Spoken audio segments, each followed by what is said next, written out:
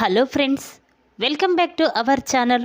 గుడిలో విశ్వ శ్రీవల్లి మాటలు చాటుగా విని అమూల్యకి పెళ్లి జరగలేదని తెలుసుకున్న రామరాజు ఇక విశ్వాకి శ్రీవల్లికి దిమ్మ తిరిగే షాక్ ఇవ్వబోతున్న నర్మద.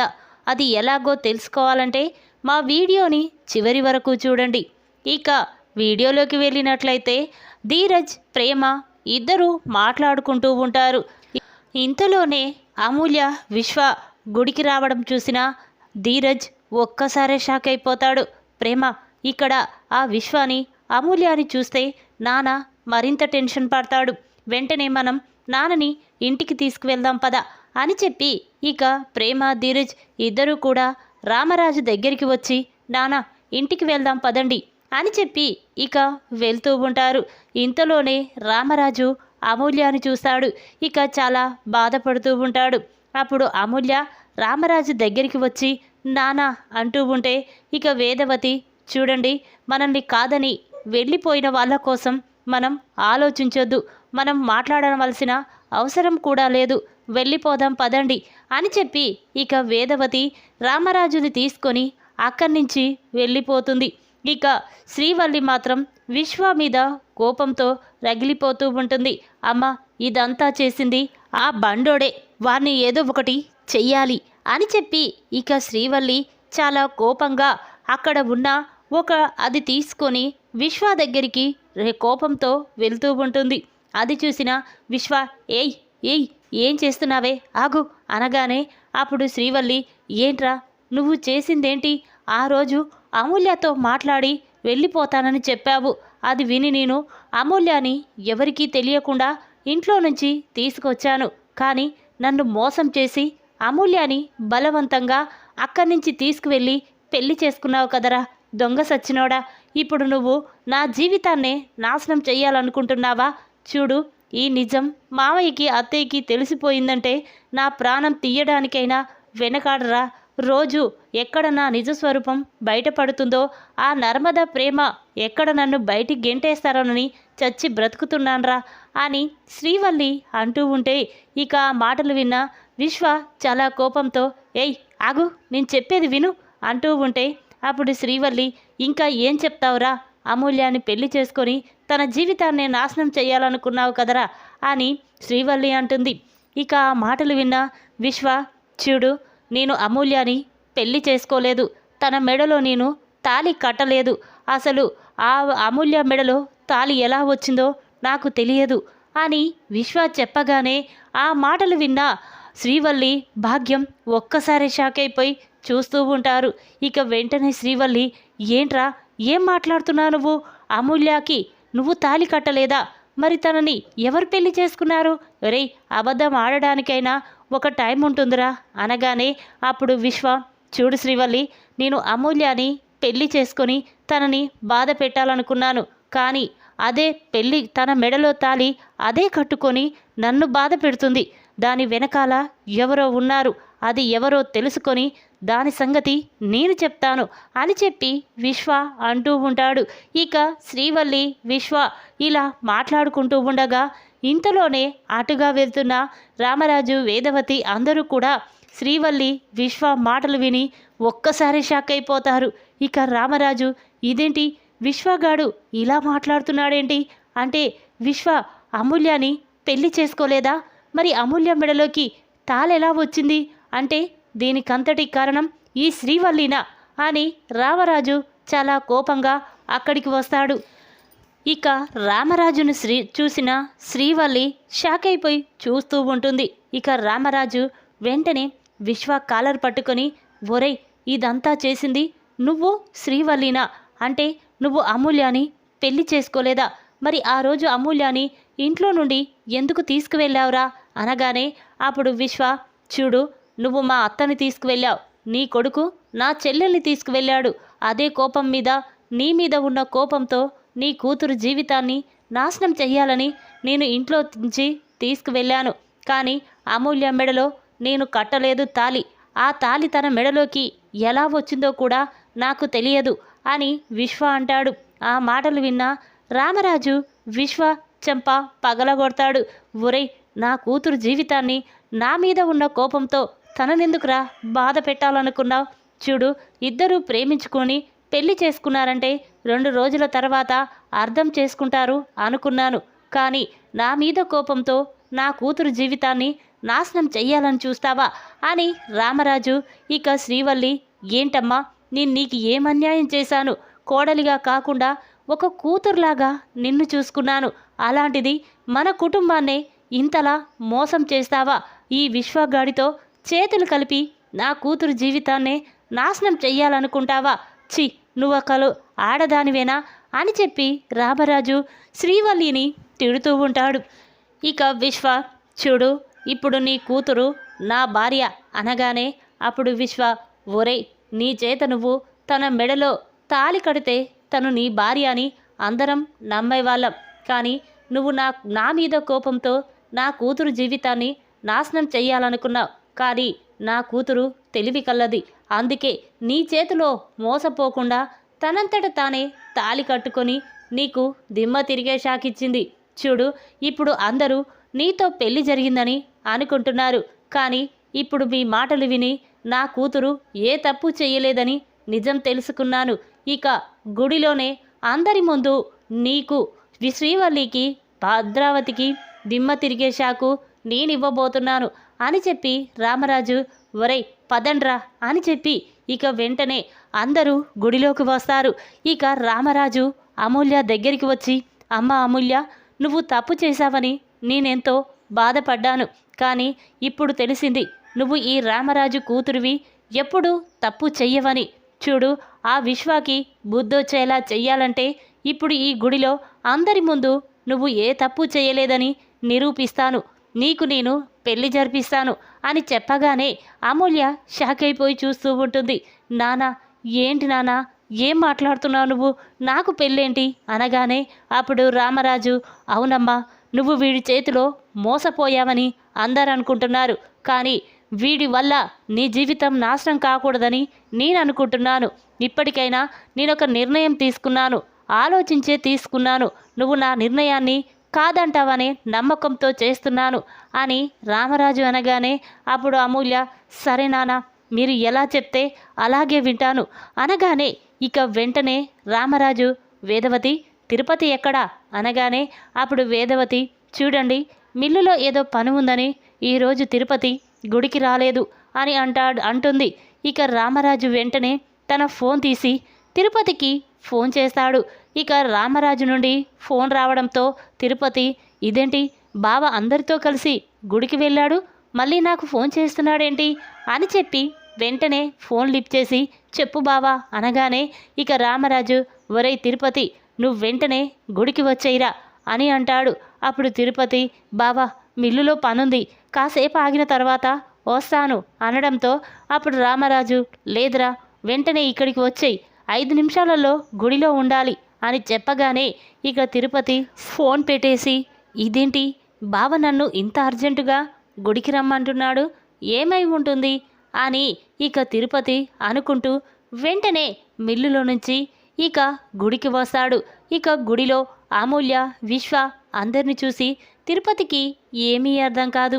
ఇదేంటి, అందరూ ఇక్కడే ఉన్నారు, బావ నన్నేంటి అర్జెంటుగా రమ్మంటున్నాడు అని చెప్పి అనుకొని, ఏంటి బావా, ఏం జరిగింది, ఎందుకు నన్ను ఉన్న బలంగా గుడికి రమ్మని చెప్పావు అనగానే అప్పుడు రామరాజు, ఒరేయ్ తిరుపతి, ఎప్పుడు నిన్ను ఏ సహాయము కోరలేదు, కానీ ఈ బావ కోసం ఇదొక సహాయం చేసి పెడతావా అనగానే అప్పుడు తిరుపతి ఒక్కసారి షాక్ అయిపోయి చూస్తూ ఉంటాడు.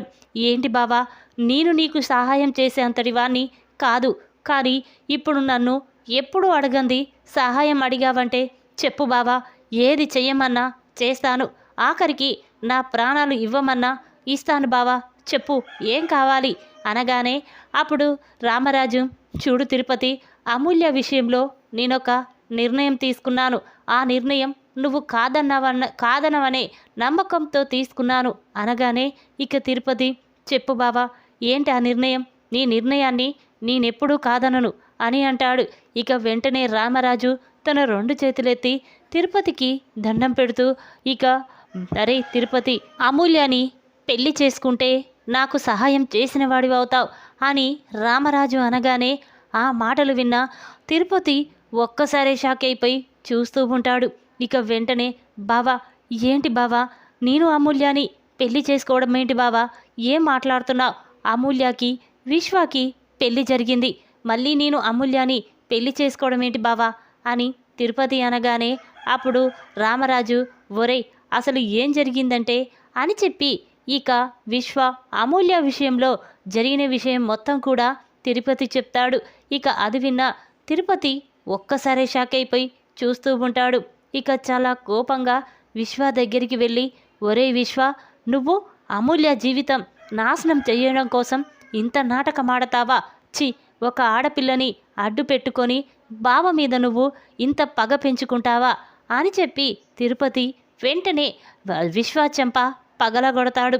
ఈ కథ చూసిన విశ్వ బాబాయ్ అంటూ ఉంటే అరే బాబాయ్నే మాట్లాడుతున్నాను చూడు, నువ్వు అమూల్యాని పెళ్లి చేసుకోలేదని నాకు తెలిసిపోయింది, అందుకే నేను బావకి బావ సంతోషం కోసం ఏదైనా చేస్తాను, ఇప్పుడు బావ చెయ్యమన్నట్టు అమూల్యాని పెళ్లి చేసుకుంటాను అని చెప్పి తిరుపతి అంటాడు. ఇక మాటలు విన్న అందరూ కూడా చాలా సంతోషపడుతూ ఉంటారు. ఇక వెంటనే రామరాజు, చందు, ధీరజ్, సాగర్ అందరూ కలిసి వెంటనే పెళ్లికి ఏర్పాట్లు చేయండి, ఈ గుడిలో అందరి ముందు నా కూతురు ఏ తప్పు చెయ్యలేదని నిరూపించి తిరుపతికి అమూల్యకి పెళ్లి జరిపిస్తాను అని రామరాజు అనగానే ఇక వాళ్ళు వెంటనే సరే నాన్న అని చెప్పి ఇక గుడిలో అమూల్యకి తిరుపతికి పెళ్లి ఏర్పాట్లు చేస్తూ ఉంటారు. ఇక అది చూసిన విశ్వ కోపంతో రగిలిపోతూ ఇదేంటి, ఈ అమూల్య మెడలో తాళి కట్టి రామరాజు కుటుంబాన్ని బాధ పెట్టాలనుకున్నాను, కానీ ఇప్పుడు అందరి ముందు నా నిజస్వరూపాన్ని బయటపెట్టి అమూల్యకి తిరుపతికి పెళ్లి చేస్తున్నారు అని చెప్పి వెంటనే విశ్వ తన ఫోన్ తీసి భద్రావతికి ఫోన్ చేశాడు.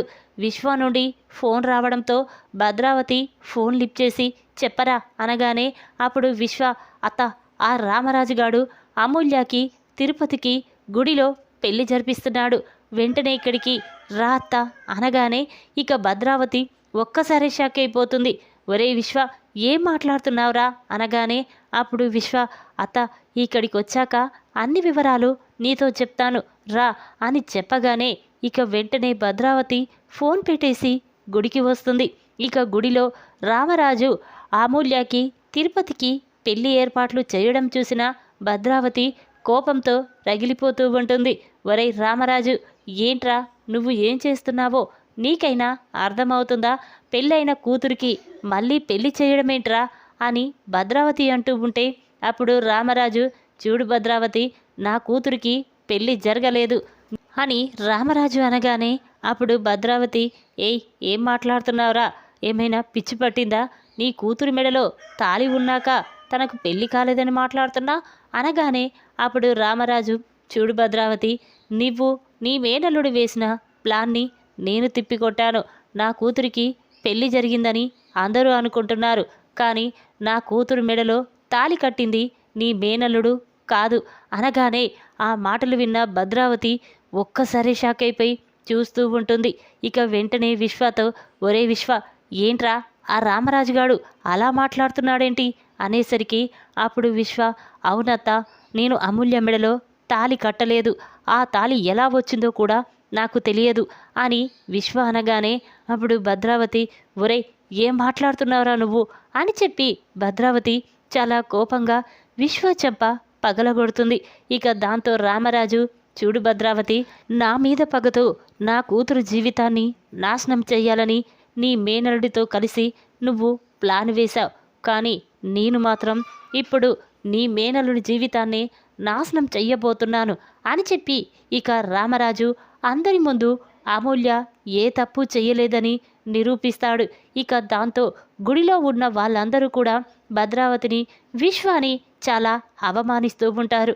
ఇక అది తట్టుకోలేక భద్రావతి చాలా కోపంతో ఒరే విశ్వ, ఆ రామరాజు కుటుంబాన్ని నాశనం చెయ్యరా అని చెప్పాను, కానీ నువ్వు మాత్రం మన కుటుంబాన్ని ఇలా అందరి ముందు అవమానిస్తావని అస్సలు ఊహించుకోలేకపోయాను అని చెప్పి అనుకుంటూ ఉండగా ఇక ఇంతలోనే రామరాజు చూడండి, ఈ విశ్వగాడు నా మీద కోపంతో నా కూతుర్ని వాడితో పాటు రాత్రంతా రూమ్లో ఉంచాడు. కానీ నా కూతురు ఏ తప్పు చెయ్యలేదు అని చెప్పి ఆ వీడియో రామరాజు గుడిలో అందరి ముందు చూపిస్తాడు. అది చూసిన వాళ్ళందరూ కూడా ఒక్కసారి షాక్ అయిపోతారు. ఇక వెంటనే భద్రావతితో, ఏంటమ్మా నువ్వు రామరాజు మీద కోపంతో ఒక ఆడపిల్ల జీవితాన్ని నాశనం చెయ్యాలనుకుంటావా?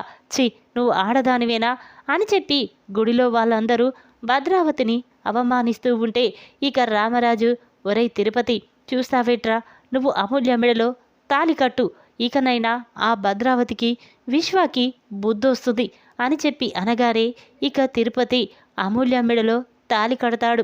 ఇక అది చూసిన అందరూ కూడా చాలా సంతోషపడుతూ ఉంటారు. ఇక తిరుపతికి అమూల్యకి పెళ్లి జరగడంతో విశ్వ భద్రావతి చాలా కోపంగా అక్కడి నుంచి ఇంటికి వెళ్ళిపోతారు. ఇక ఇద్దరికి పెళ్లి జరిగిన తర్వాత రామరాజు వేదవతి ఇంటికి వస్తారు.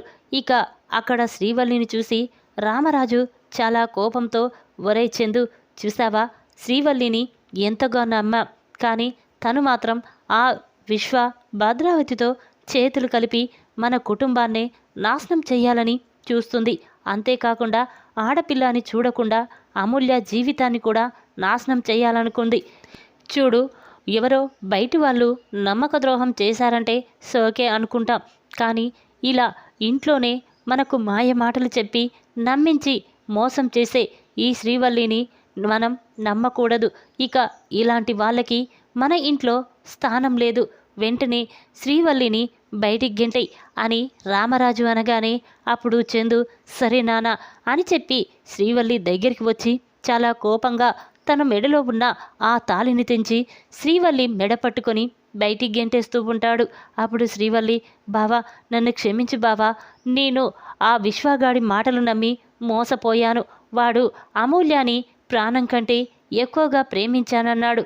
పెళ్లి చేసుకుంటే ఈ రెండు కుటుంబాల మధ్య గొడవలు ఉండవు, ఈ రెండు కుటుంబాలు సంతోషంగా ఉంటాయని చెప్పడంతో నేను వాడి మాటలు విని మోసపోయాను. కానీ వాడు ఇలా అమూల్య జీవితాన్నే నాశనం చేస్తాడని అస్సలు అనుకోలేదు బావా, నన్ను క్షమించు, నన్ను బయటికి గెంటేయొద్దు ప్లీజ్ బావా అని అంటూ ఉంటే ఇక చందు మాత్రం, చూడు, ఇలా నమ్మక ద్రోహం చేసే వాళ్ళని ఇక నేను జన్మలో క్షమించను అని చెప్పి ఇక చందు శ్రీవల్లి మెడ పట్టుకొని బయటికి గెంటేస్తాడు. ఇక రామరాజు అమూల్య దగ్గరికి వచ్చి, అమ్మా అమూల్య, నిన్ను అపార్థం చేసుకున్నందుకు మమ్మల్ని క్షమించమ్మా.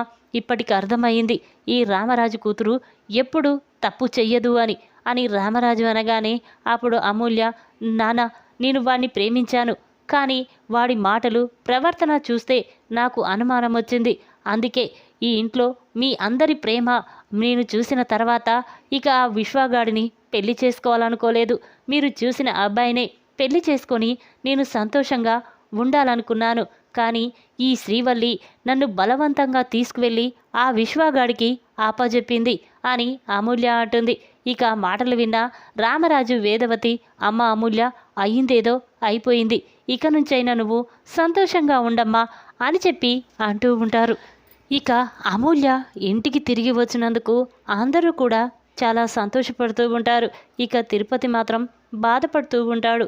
అది చూసిన రామరాజు, ఒరేయ్ తిరుపతి, ఏంట్రా, ఎందుకు బాధపడుతున్నావు అనగానే అప్పుడు తిరుపతి, బావా, నేను అమూల్యని పెళ్లి చేసుకోవడం ఏంటి బావా, నేనేంటి, అమూల్య ఏంటి, అమూల్య నా కళ్ళ ముందు పెరిగిన అమ్మాయి, అలాంటి పిల్లని నేను పెళ్లి చేసుకోవడం ఏంటి బావా, అయినా నేను ఏం పని కూడా చేయడం లేదు, మీ ఇంట్లో ఊరికనే తిని కూర్చుంటున్నాను అని తిరుపతి అనగానే అప్పుడు రామరాజు, ఒరేయ్, మనం చూడవలసింది ఆస్తులు అంతస్తులు కాదురా, ప్రేమ అనురాగాలు. నీ దగ్గర నా కూతురికి అవన్నీ దొరుకుతాయి. అందుకే నీ విషయంలో నేను ఈ నిర్ణయం తీసుకొని నా కూతుర్ని నీ చేతుల్లో పెట్టాను. ఇక నుండి నా కూతుర్ని జాగ్రత్తగా చూసుకోవలసిన బాధ్యత నీకుంది అని రామరాజు అనగానే అప్పుడు తిరుపతి, సరే బావా, నువ్వు చెప్పినట్టే చేస్తాను, అమూల్యని నేను చాలా జాగ్రత్తగా చూసుకుంటాను, ఏ చిన్న కష్టం కూడా కలగనివ్వను అని చెప్పి ఇక తిరుపతి రామరాజుకి మాట ఇస్తాడు. అది చూసిన అందరూ కూడా చాలా సంతోషపడుతూ ఉంటారు.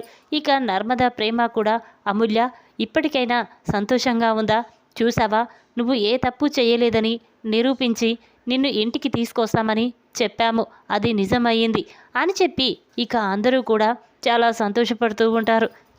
ఈ విధంగా విశ్వ శ్రీవల్లి మాటలు చాటుగా విని అమూల్య పెళ్లి జరగలేదని తెలుసుకొని గుడిలో అందరి ముందు తిరుపతికి అమూల్యకి పెళ్లి జరిపించి విశ్వాకి భద్రావతికి దిమ్మ తిరిగే షాకిచ్చిన రామరాజు. ఈ వీడియో కనుక మీకు నచ్చినట్టయితే లైక్ చేయండి. మరిన్ని వీడియోల కోసం మా ఛానల్ని తప్పకుండా సబ్స్క్రైబ్ చేసుకోండి. Thanks for watching.